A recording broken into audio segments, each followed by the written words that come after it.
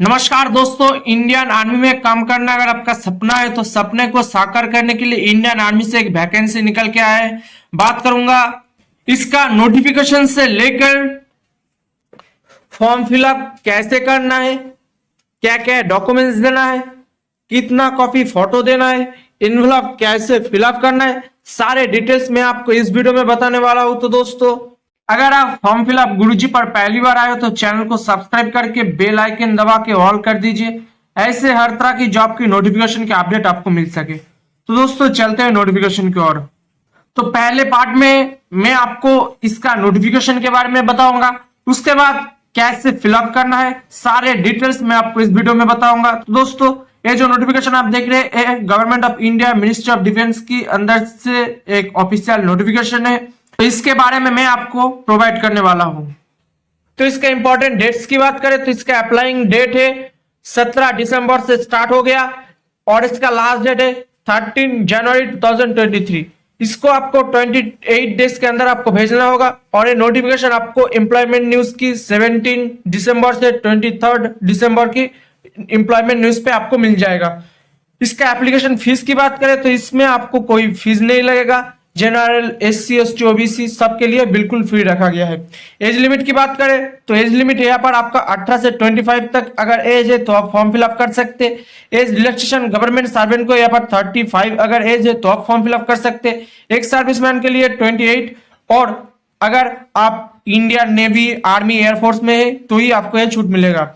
Schedule caste और schedule tribe के लिए यहाँ पर आपको 5 ईयर का छूट मिलेगा, यानी अगर आपका एज 30 है तो आप फॉर्म फिलअप कर सकते हैं। शेड्यूल कास्ट और शेड्यूल ट्राइब कैंडिडेट के लिए, आधार बैकवर्ड क्लास यानी ओबीसी कैंडिडेट के लिए 28 है तो आप फॉर्म फिलअप कर सकते हैं।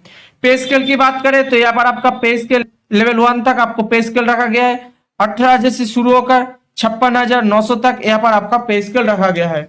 उसके बाद यहाँ पर आपका जो वैकेंसी है ये 2 पोस्ट के लिए रखा गया है। इसमें आपका पोस्ट नेम एमटीएस के लिए यहाँ पर वैकेंसी जारी कर दिया गया है। जनरल कैंडिडेट के लिए 1 सीट और ओबीसी, एससी, एसटी कैंडिडेट के लिए कोई सीट रिजर्व नहीं रखा है। अगर आप एससी, एसटी, ओबीसी कैंडिडेट है तो आपको जनरल के माध्यम से अप्लाई कर सकते हैं।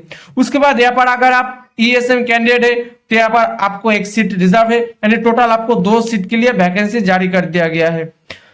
ध्यान रखना, फिर से बता रहा हूँ, ओबीसी, एससी, एसटी कैंडिडेट भी फॉर्म फिलअप कर सकते हैं जनरल के माध्यम से। उसके बाद यहाँ पर name of the post MTS के लिए 2 सीट रखा गया है, जिसका एलिजिबिलिटी क्राइटेरिया मैट्रिकुलेशन पास और इक्विवेलेंट फ्रॉम ऑर्गेनाइजेशन बोर्ड से अगर आप पास कर चुके हो तो आप फॉर्म फिलअप कर सकते हैं, यानी सिर्फ आपको 10 पास चाहिए। और इसमें आपको काम करना पड़ेगा पियोन, डॉक्टरी, माली, ऑफिसर अटेंडेंट, हाउसकीपर और ड्राइवर में आपको नॉलेज और क्षमता होना चाहिए, क्योंकि अगर आपका ट्रेड टेस्ट होता है तो इसके ऊपर आपको आपका नॉलेज दिखाना पड़ेगा। उसके बाद यहाँ पर आपका डॉक्यूमेंट्स रिक्वायर्ड, इस फॉर्म को फिलअप करने के लिए जो जो डॉक्यूमेंट्स लगेगा, पहले आपका मार्कशीट लगेगा, एजुकेशन क्वालिफिकेशन। यहाँ पर एमटीएस के लिए 10 पास बताया गया है, तो यहाँ पर आप सिर्फ 10 पास के लिए एडमिट कार्ड, पास सर्टिफिकेट और मार्कशीट का फोटोकॉपी आपको देना होगा, जिसके ऊपर आपको सेल्फ अटेस्टेड करना मार्कशीट, मैट्रिकुलेशन सर्टिफिकेट यानी 10 का पासिंग सर्टिफिकेट, और नहीं तो म्युनिसिपैलिटी बर्थ सर्टिफिकेट,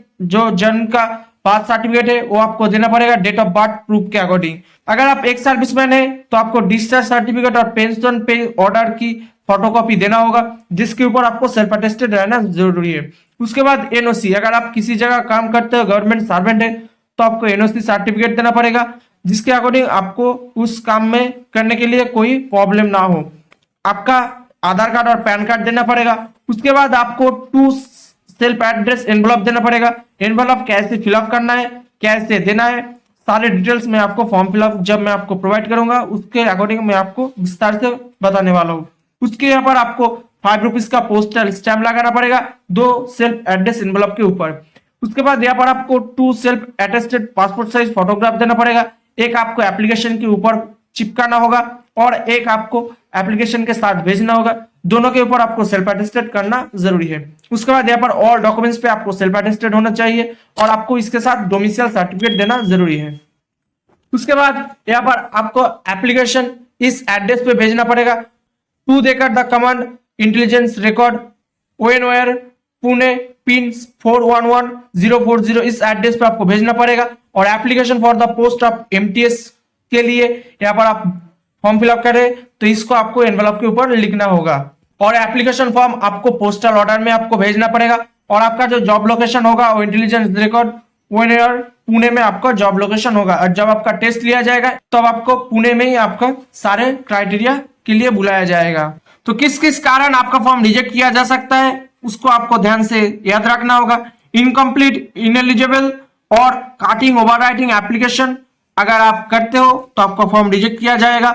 एनवेलप को आपको सही से भरना होगा और कैसे भरना है सारे डिटेल्स मैं आपको प्रोवाइड करूंगा और जिसको लास्ट डेट है उसके अंदर आपको भेजना जरूरी है। उसके बाद अगर आपका फॉर्म पहुंचता है तो आपका फॉर्म रिजेक्ट किया जाएगा और application will be shortlist on the basis of percentage of mark obtain, यानी आपका जो परसेंटेज है उसके बेसिस पर आपको शॉर्टलिस्ट तैयार किया जाएगा फॉर एग्जामिनेशन एसेंशियल क्वालिफिकेशन के लिए। उसके बाद आपका जो सिलेबस रहेगा रिटन टेस्ट के लिए वो आपका जनरल इंटेलिजेंस और रीजनिंग, न्यूमेरिकल एप्टीट्यूड यानी मैथ, जनरल इंग्लिश और जनरल अवेयरनेस के ऊपर आपका एग्जाम होगा 10 बेसिस के ऊपर। तो फॉर्म फिलअप करने के लिए एप्लीकेशन फॉर्मेट आपके पास होना चाहिए जो आपको A4 साइज में प्रिंट करना होगा और इसके लिए मैं अपने वीडियो के डिस्क्रिप्शन पे लिंक है इसको आपको प्रोवाइड कर दूंगा, उस पे जाके आपको प्रिंट करना मस्ट है।